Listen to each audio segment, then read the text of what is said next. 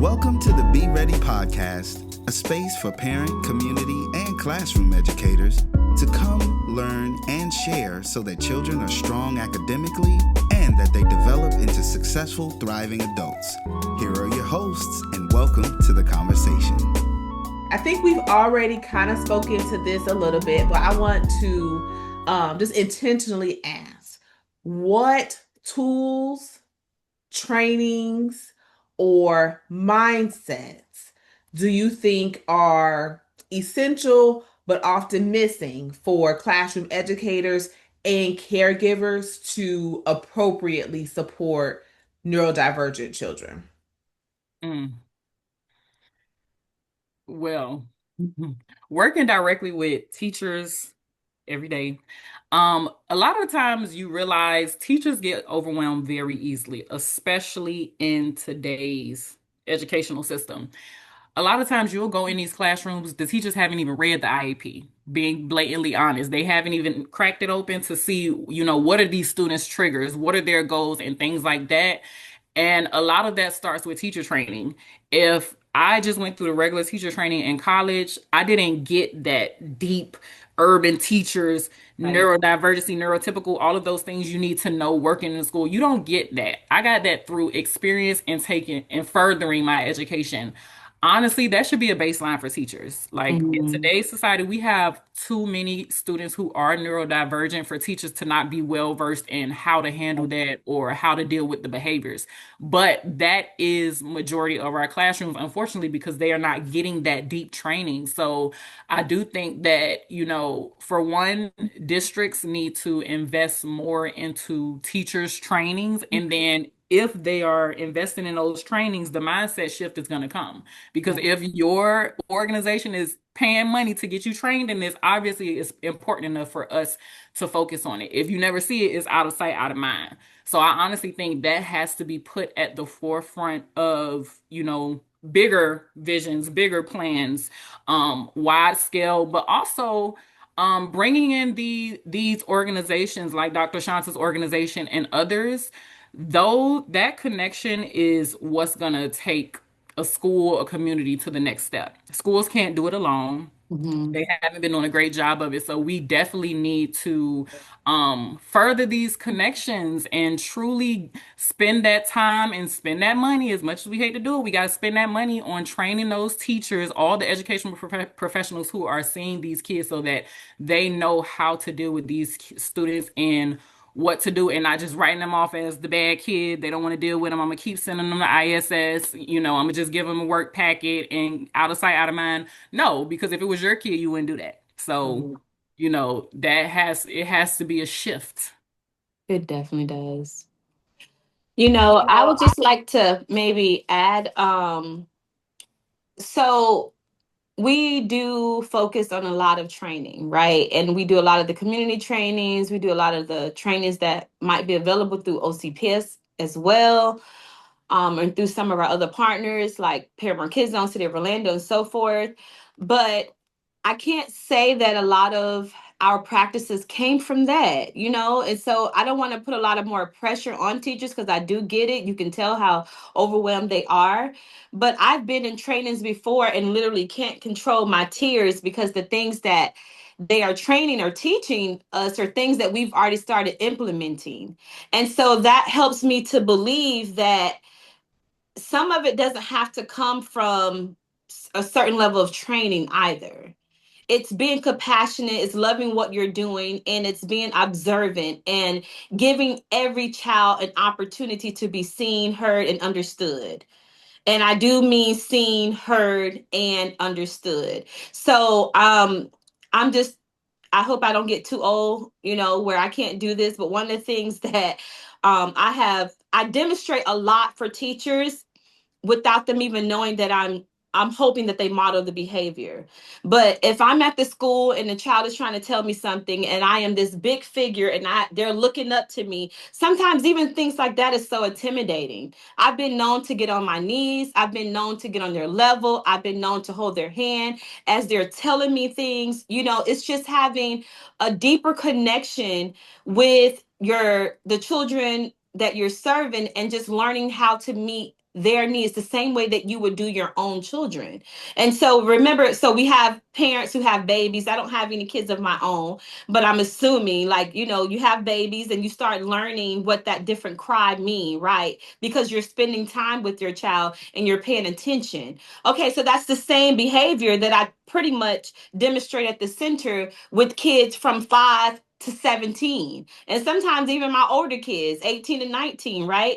Because they're trying, as we said earlier, trying to tell you something. So trainings are amazing, definitely. And as an organization, we believe in trainings and we do those. But I also just want everyday people who may not have the time to do the training, who may not have the money to do the trainings, to know that sometimes it's Googling. I heard Se'Kayla say that earlier. Googling. Go to YouTube University. Type it in. Just neurodivergent or neurotypical children, or learning different strategies, and slowly beginning to implement some of those strategies in your own setting. It doesn't necessarily mean that you have to implement exactly how they're teaching you. You have to be able to adapt to meet the community or the space that you're serving. So as I said, we have a very small space, so we have to adapt a lot.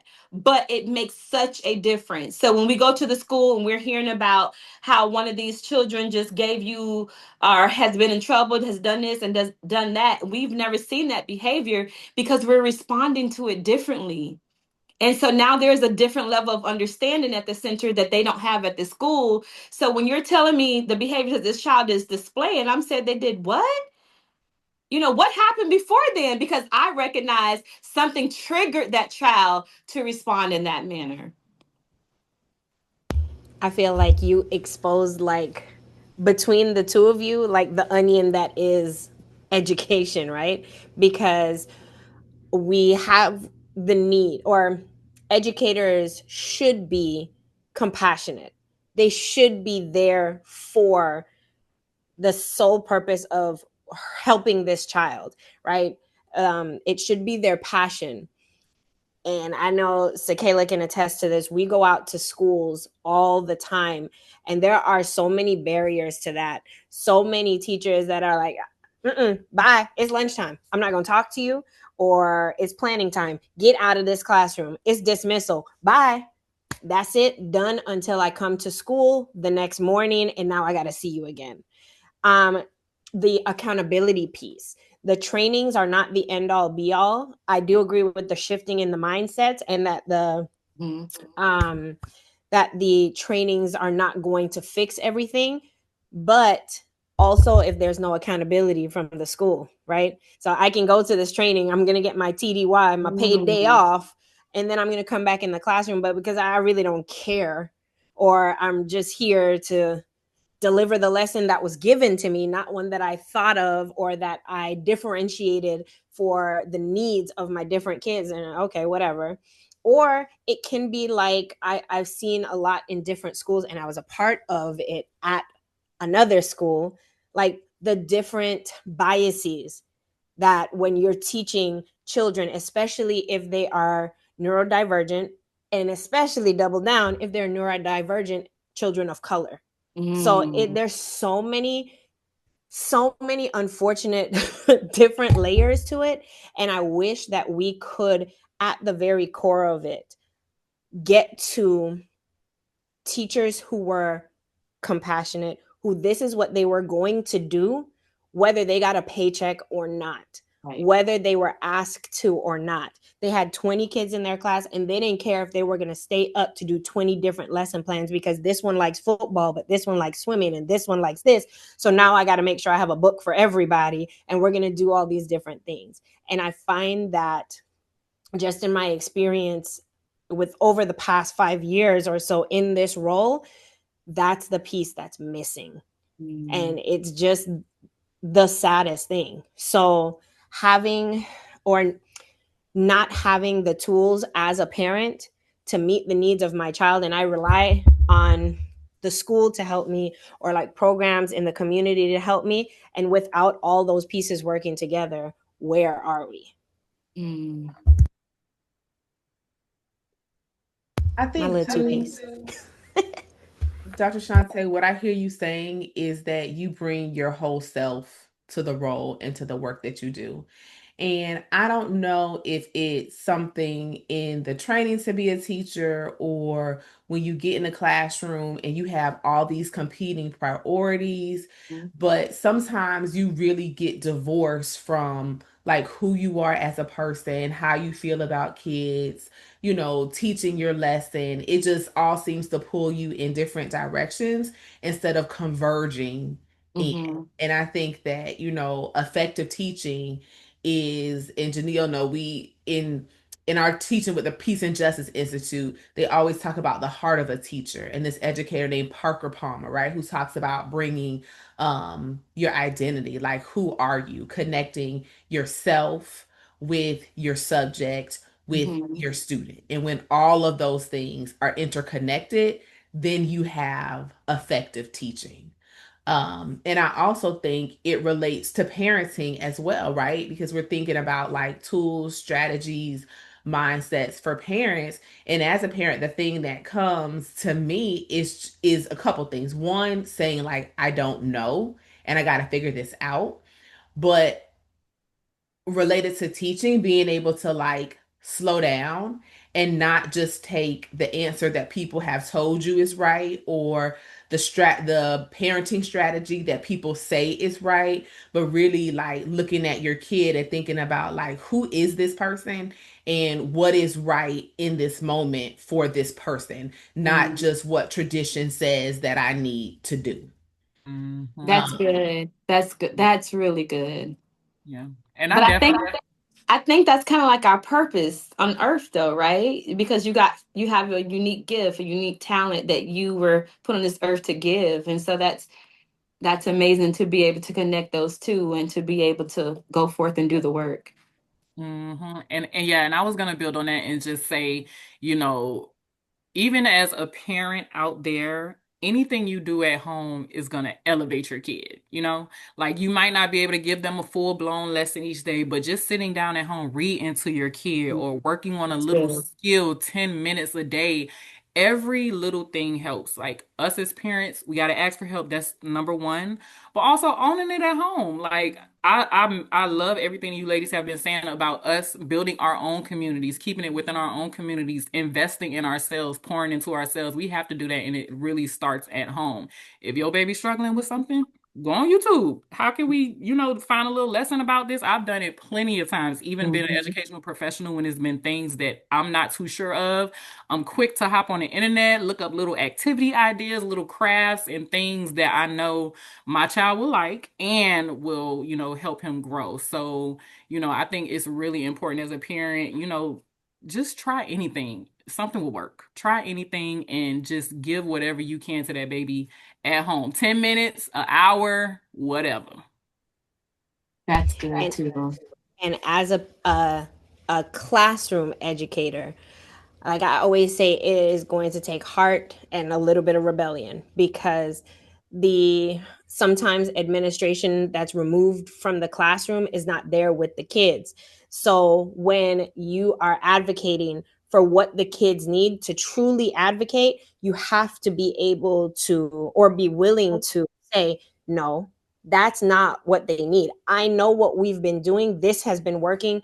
I have to do this. I see that they are successful when I'm able to sit with them in proximity. So I'm going to keep sitting with them in proximity. And if I put in for the ESC coordinator to come so that we can start writing up this IEP, but it's been 2-3 weeks because lives and everybody's busy, and sometimes they're serving a very large population, then there's going to be another email sent, there's going to be a knock on somebody's door, because we have to do what we have to do for our kids. And when I'm saying our kids, whether I birthed them or not, if they're in my classroom, they are my children. So it is back to the passion. Yeah. If it's what you want to do, then you got to do it. I think you just brought up an amazing point, and I don't know if I identified this until just now, but one of the things that I think I do what I do so well, and people notice it, because although I am the executive director of New Image Youth Center, I don't remove myself from the program part. I am there with the kids. So I can't do everything that they do, right? Which is why we hire amazing staff and train and so forth. But there's really not a component that I'm not willing to do or that I'm not involved in, right? So I want to be at the school for, reading day. I want to be at the school for community day. I want to be at the kids award ceremony. I want to be able to be at, those. I'm not saying that it's healthy for me and I'm the perfect person with self-care. That's another podcast that we'll do later. But I can tell you that one of the reasons why I have been so successful is because I don't remove myself from actually being there in the moment with the kids. I know what they need because I see it. I'm with them. I've observed it myself. I see their deficiencies. I see their weaknesses. I see their strengths. And then I'm able to help them build from that point because I'm with them. And when you say building, you're helping build that community because they know that's another person on their side.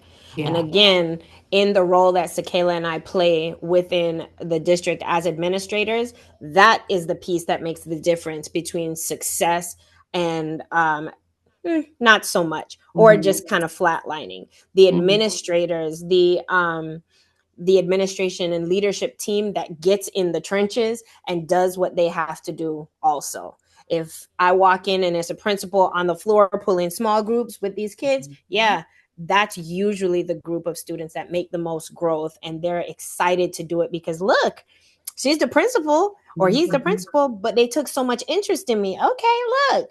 And they know everybody's name and they are reaching out, and it becomes the village voice and everybody's growing and working together. I have absolutely seen that make the difference. So again, I know we've been praising you for what you do in the community, but really and truly, thank you for doing that. Thank you.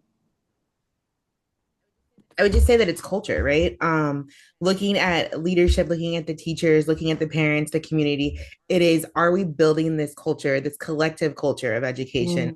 Are we all on the same page? Are we all like intentionally here and here for the same thing? I think a lot of the times with my teachers or administrators, it is, we are in this old school thought of what like teaching looks like and what student behavior looks like. And we think that we can just give you a referral or say you're a bad kid. And we're not thinking about our neurodivergent students or our neurotypical students or anything else, except for when I went to school 30 years ago, this is what they said I was teaching and how it was going to be taught. And so being able to be flexible, being able to slow down and really pay attention to our students, something that Dr. Shante said earlier about having more than enough staff. So there's not like, I'm not this one teacher in this classroom by myself and being pulled 30 different ways for 30 different kids, but what's the other support that's in this classroom for me? And does that look like I'm reaching out to the community to get volunteers in? Does that look like I'm talking to administration and saying, hey, I need more people in class? But I think we've really shifted with education of like this business and like, how much can I produce? Like, how much can I push out instead of really slowing down, being intentional and observing what our students need so that we can make sure that they are the best for tomorrow and for the next day and those sorts of things. It really is like a paradigm shift, right? It really is going from old school to new school, and not that one is better, but it really just, it's that slowing down part that we do not do enough to really connect and be able to make change for our kids. Yeah.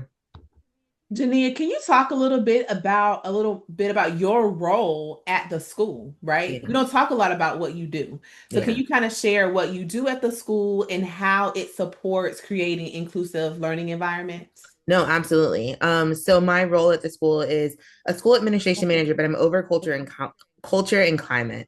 So a lot of the work that I do is that teaching teachers how to slow down and connect with students, teaching students how to slow down to be able to connect with each other, making more spaces that are inclusive and allow us to talk about things that have nothing to do with the academic standards, but really who are you as a person and how do you show up in the classroom or how do you show up on campus, pulling in different community members.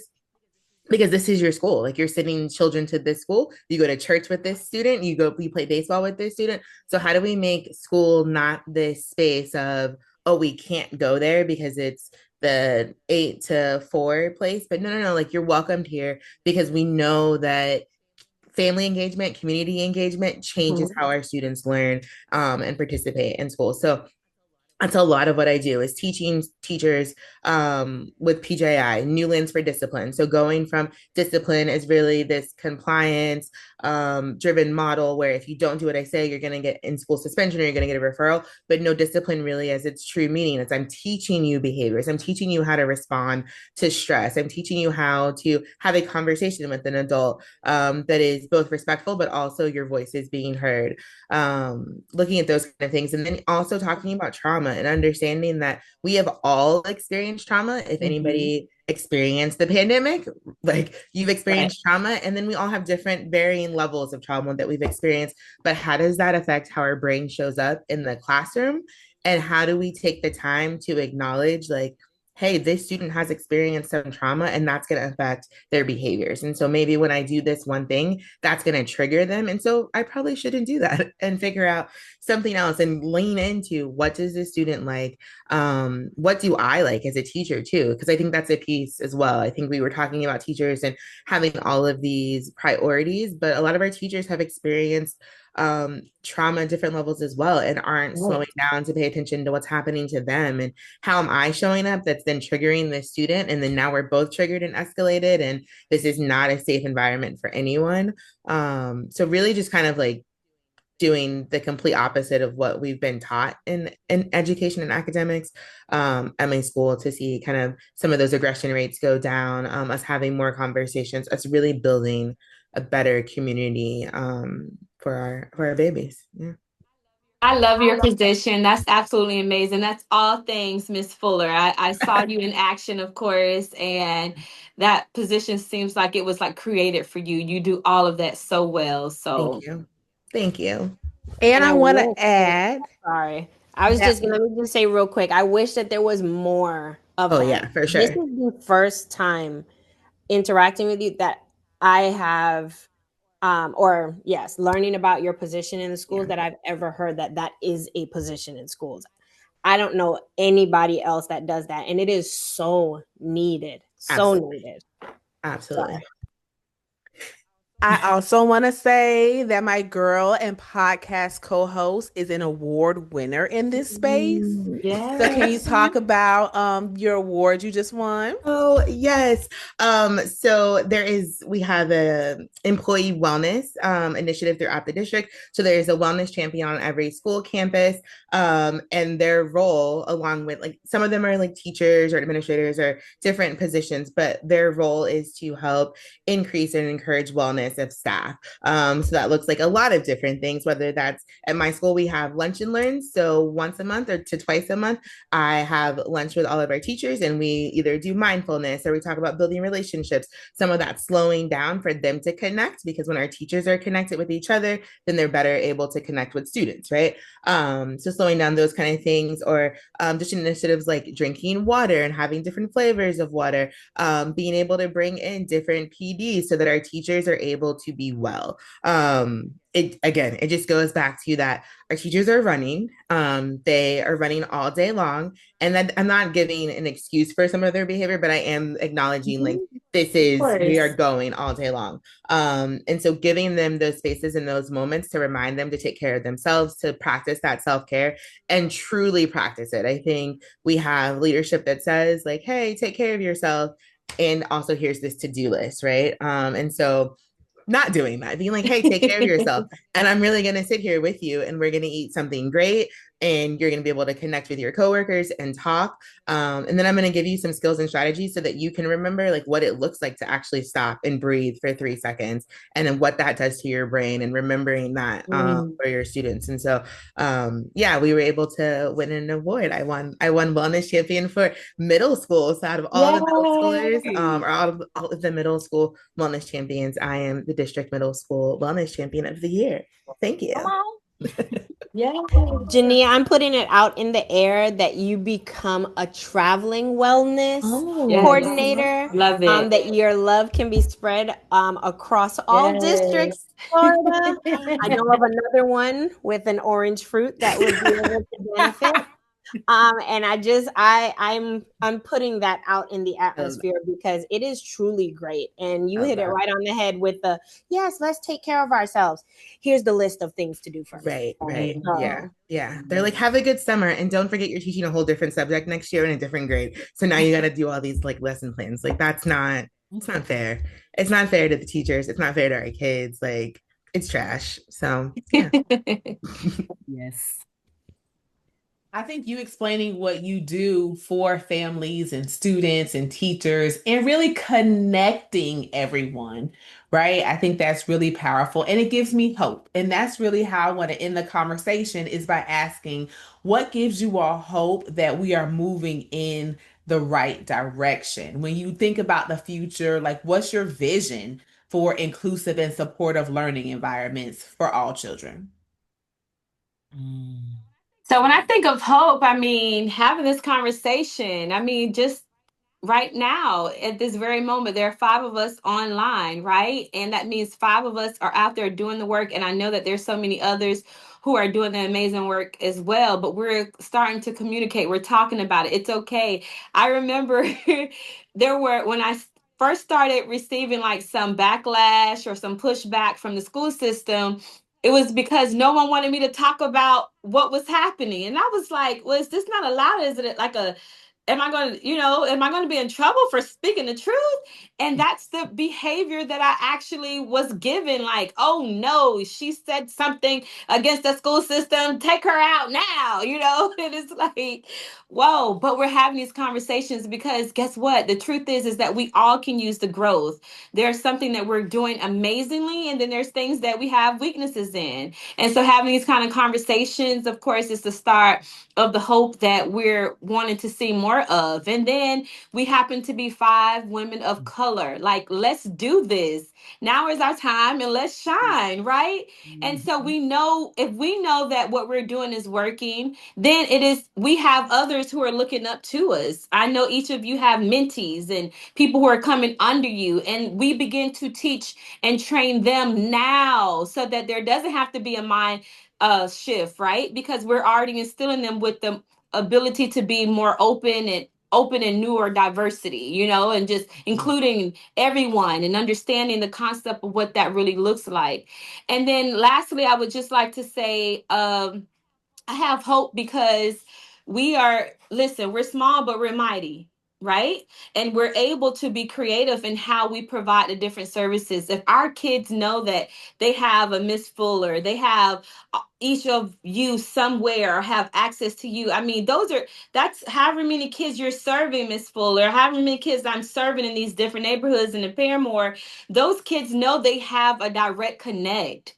And so if we can continue to be the direct connect and we're teaching those mentees who are under us the same concept, we are already creating the next generation of nation changers, right? So we are in this moment. And so for New Image personally, we're getting ready to build a new space. We'll be able to not accommodate not too many, thank you, because we already kind of illegally do what we do. But thank goodness that everybody understands. But we'll be able to provide more services for more kids, and I'll be able to have you all there to help us do the work that we're doing. So that's the hope. We see it, we already feel it, we're already doing the work, and now it's just time to elevate it. Yeah, that's great. And I would definitely agree with everything that she said. Kamilah knows me. I try to stay off my preacher podium, but I got to get on it every once in a while. I definitely feel like every community is only as strong as its weakest member. So honestly, we just have to get back to those civil rights days. Just like Dr. Shanta said, everybody speaking up, everybody doing the work, everybody taking the part, pouring into ourselves. And I definitely think that these conversations, this is it. This is what starts it. This spread, this trickle, it always starts with, an idea or in a collaboration. So for me personally, just continuing to work with strong ladies like you all, continuing to advocate for our communities in the place that I am in, just trying to do as much as I can and making sure I'm raising my own kings right and making sure they have everything they need. I think that we are definitely moving back in a direction towards that advocacy for our communities and the things that we need. So we have to keep that up and keep elevating that. Agreed. Well, let me jump on this train too, because I was also thinking like this podcast is the hope for me. Having all of us be able to talk about things like this. Neurodiversity sometimes is looked at as like the black sheep or like the skeleton in the closet, and that doesn't give it the light that it needs to get the help that it needs, the support that it needs. So this podcast, for so many different reasons, and being able to connect with each and every one of you from different walks and different experiences is what really gives me like big hope, because we are having this conversation here on this one platform with the five of us, but through our viewers, through your viewers and your viewers and your viewers and your viewers, we are going to be able to spread the word, which will then open a whole new door and a whole new beacon of hope for a whole new set of people. So this is definitely one of my favorites, and I'm glad that we were all able to get together in this space. Yes, thank you for having us. Definitely, thank you. I just want to say thank you for making sure that each person, all of you, for making sure that each person you serve is valued and seen as the important person that they are, right? Like everybody's created for a purpose. And it doesn't matter if you're neurodivergent or neurotypical, right? Like everybody has gifts, everyone has talents, everyone's here for a reason. So thank you for seeing everyone and creating spaces for everyone to shine. I also think it's really important, as y'all alluded to, that we are doing this work at this time. Like as y'all said before, we are it. And in a time when federal and state legislation is cutting funding that supports the academic success of community, not just academic success, right? Like whole well-being, okay, of communities of color, but it's also of special education, which impacts everybody. I thank you for coming here and sharing tools, right? Like we are a resource when other resources are being taken away. So thank you for your time, for your transparency, and for your energy today and your honesty, and just sharing with us and sharing with the audience. So those of you who are listening, thank you for listening. And we just ask that you comment, you like, you subscribe, you share, like all the things. Y'all know what to do. Until next time, bye. Bye.